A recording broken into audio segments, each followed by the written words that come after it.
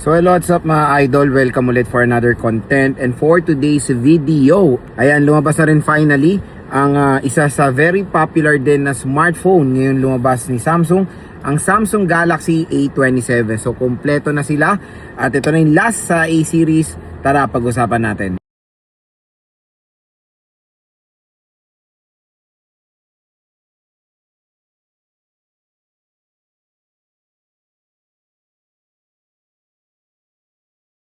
So yan, finally Samsung nirelease na nila yung isang missing piece sa A-series, which is the Samsung Galaxy A27.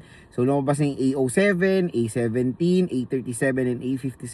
Ito na yung last na piece sa A-series ngayong 2026, which is the Samsung Galaxy A27 mga idol. So itong smartphone na to ay isang mid-range smartphone of course. Pero ano nga muna ba ang kanyang SRP? So ang SRP ni A27 is 19,000 pesos for the 6GB 128 at 22,000 pesos for the 8GB 256. Ito magandang balita mga idol. Sa online, syempre dito sa ating link, pwede nyo ito makuha ng sobrang mura lang or meron kayong discount. So dito sa online, official store po to ni Samsung.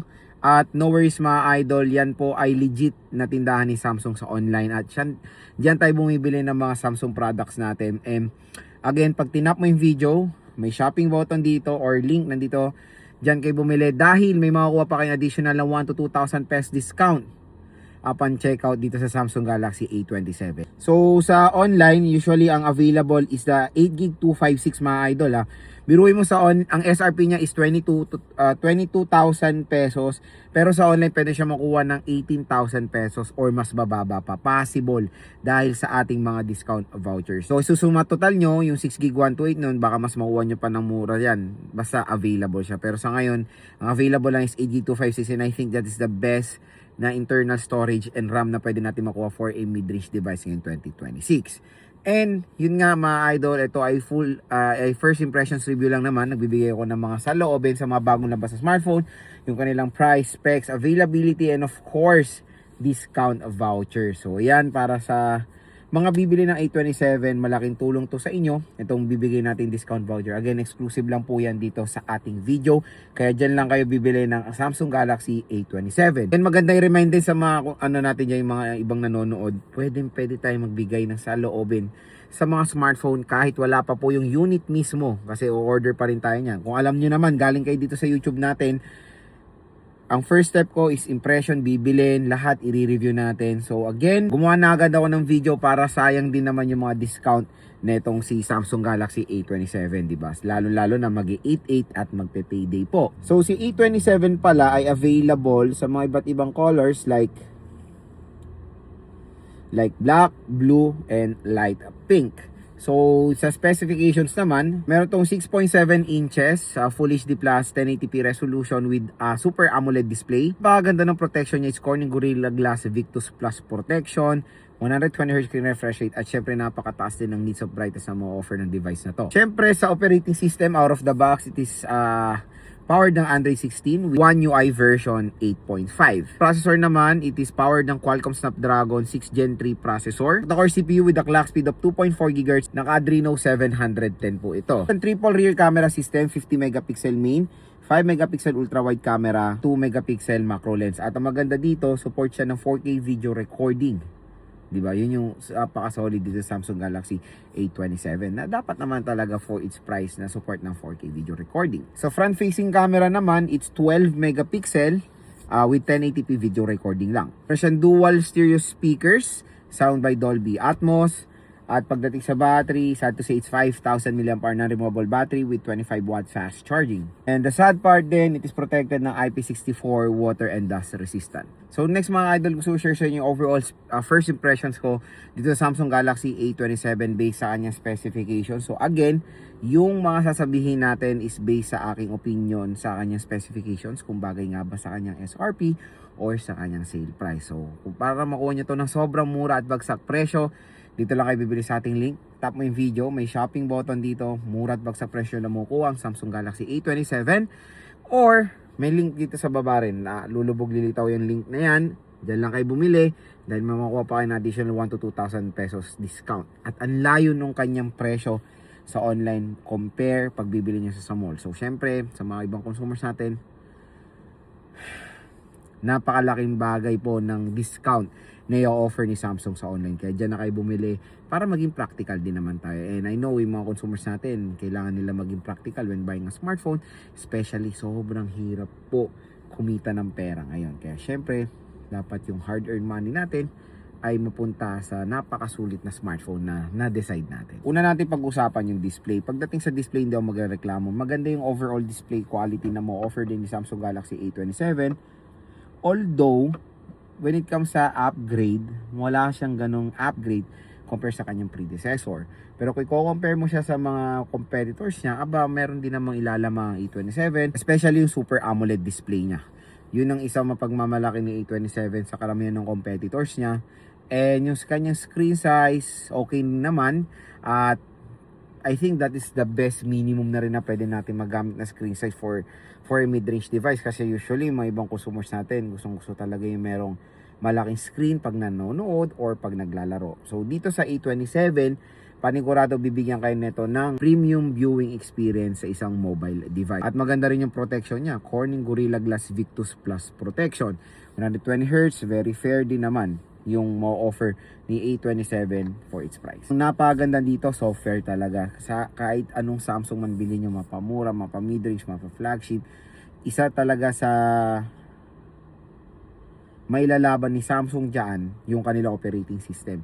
Kasi longevity wise, ang tagal po netong ma-update. Pinapromise ni Samsung is 6 years of major OS update. Kung nagsimula siya sa Android 16, matatapos sa Android 22. So napakalaking napakalaking bagay of course sa mga bibiling ng smartphone. Especially yung mga iba naman pag bumibili ng smartphone, hindi naman palit ng palit eh. Iba matagal hanggang masira yan. Ito, offer ng Samsung para sa inyo, di ba? Napakatagal niyan, biruin mo ha. Hindi lang yon. Pag natapos siya sa Android 22, hindi lang doon matatapos yan. Kasi yung mga software or yung mga application, masusupport pa yan ng nung last software na itong si A26 ng napakatagal na taon pa. So, yun yung isang kumbaga maging advantage talaga ng A27 sa mga competitors na for this kind of price. Ang lahat naman ng Samsung, ganyan po ang kanilang main advantage sa mga competitors sila. Yung kanilang software update at yung napaka-solid na software optimization ng One UI. The main problem lang dito yung kanyang processor. Yung processor kasi nito medyo mababa, especially for its SRP, even for its sale price. Usually ang Snapdragon 6 Gen 3, nakikita natin yan for a price tag na lang minsan 10,000 below di ba? So, I think malakas naman kutob ko since bago to. Baka bumagsak ang presyo rin nito sa below 10,000 pesos. Depende na lang kung sale, malay mo sa bare months and all, babagsak din yan. Parang nangyari sa A57 at sa A37, naging ganyan yan, bumagsak ng sobrang above 50% ang kanilang binagsak. So, let's hope dito sa A27 ganun din, na pag bumagsak yung kanyang presyo lalo, bumabagay ng 6 Gen 3. Pero sa kanyang SRP and even sa ngayong sale price niya, medyo hindi ganun kaganda yung processor niya for its price. Marami pang mga ibang smartphones dyan na ibang brands na mag-offer pa ng mas better na mga processor for this kind of price tag. Pero performance, usapang performance, hindi naman po mabagal literal ang Snapdragon 6 Gen 3. Kaya naman yan na mag-handle ng mga multitasking or mag day-to-day task kayo, navigating, online business, lahat nagagawa naman ng processor na yun, hindi mabagal kumbaga. Kung maglalaro naman kayo dito, ML, COD, Honor of Kings, kaya niya naman mga MOBA games, mga ganyan. Kung usapan AAA games, kaya din naman pero expect nyo hindi siya smooth yung performance niya. When it comes to camera, okay naman yung camera niya specifications, 50, meron siyang macro lens at ultra wide camera. So ito yung legit na meron talagang lente na triple camera system. Support din ng 4K video recording, which is very nice. Pero the sad part when it comes sa front-facing camera, it's 1080p lang po. Wala siyang support sa 4K. Yun yung isang nakakalungkot lang na part when it comes sa camera performance ng A27. Medyo nag-setback sila when it comes sa front-facing camera. Isa pang nakakalungkot dito, it is not in display fingerprint scanner. It's side-mounted pa rin, di ba? So, hopefully, it's 2026 na and ang mahal na ng presyo nito. Usually sa mga ganitong standard ng mga smartphone, dapat in-display fingerprint scanner na, pero maintain nila na side-mounted to. I don't know why. Siguro dahil parang meron din pagka-differentiate do sa A37.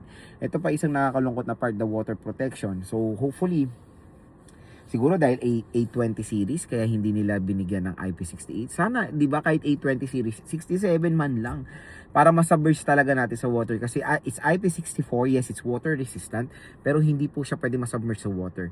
Medyo mababa pa yung kanyang IP rating sa mga ganyan scenario. So IP64, for example, nilagay niyo to sa motor, umulan na yan, mga water droplets, accidental spillage, very slight lang na drop na dip sa water, ganun mga reason, very valid siya. Pero hindi po siya pwede masummer sa water ng napakatagal compare sa protection na mo-offer ng A37 at ng A57. Yun lang isang nakakalungkot din na part dito sa Samsung Galaxy A27. The battery rin. Battery is 5,000 mAh battery capacity and a 25 watt fast charging rate. Sobrang nakaka-disappoint ang kanyang battery and charging rate. Pero again, tulad ng sinabi ko rin, mahalaga rin ang software optimization. So maganda naman, based on my observations, software optimization ng Samsung, meron silang tinatawag na device usage pattern na kumbaga pinag-aaralan nyo yung paggamit nyo sa smartphone at gumagawa sila ng way para makatipid ng battery. So very important din ang software optimization sa isang device, and meron naman siya dito. Even though it's 5,000 mAh battery capacity compare sa mga ibang brands sa ganitong presyo na merong 7.5, 8K or 6K, na sobrang laki ng mga battery capacity and of course fast charging rate palalo. Dito naman, minentain nila yung 5,000 with 25 watt fast charging rate, pero minentain din naman nila ang napagandang software optimization ni Samsung, kaya matagal din naman malobat din kahit papaano ang A27. Pero syempre, comparing sa mga ibang brands specs wise, mababa po ang 5,000 mAh battery capacity ngayon 2026. So yun lang naman mga idol ang ating first impression so far dito sa Samsung Galaxy A27. So kumbaga, when it comes sa specs, marami talagang nakaka-disappoint sa specification nito pag binili nyo siya ng SRP. Overpriced. Real talk. It's overpriced. Biruin mo, the very affordable is 6GB 128. I don't know why naglagay pa sila ng 6GB for this kind of price tag. And ano naman parang talamak na sa Samsung ngayon. Even the Fold 8, Flip 8, lahat nagsitaasan ng presyo ng mga yon. Pero dito sa A27, again for its SRP, is overpriced. Kaya gumagawa tayo ng way. Nag-flex tayo ng mga shops, online shops po to ni Samsung, mismong official store to ni Samsung. Sa Samsung talaga kayo bibili ng mura nyo makukuha ang A27, kaya dito lang kayo bibili sa ating link. So tap mo yung video, may shopping button dyan, mura at bagsak presyo lang makukuha itong Samsung Galaxy A27. So sana po nakatulong to sa inyo kung nagde-decide kayo bumili ng A27. For me, marami rin namang sulit na specification si A27, pero depende na lang talaga kung magkano siya makukuha. So again mga idol, abangan nyo lang po ang ating full review, unboxing and game test natin dito sa bagong labas sa Samsung Galaxy A27.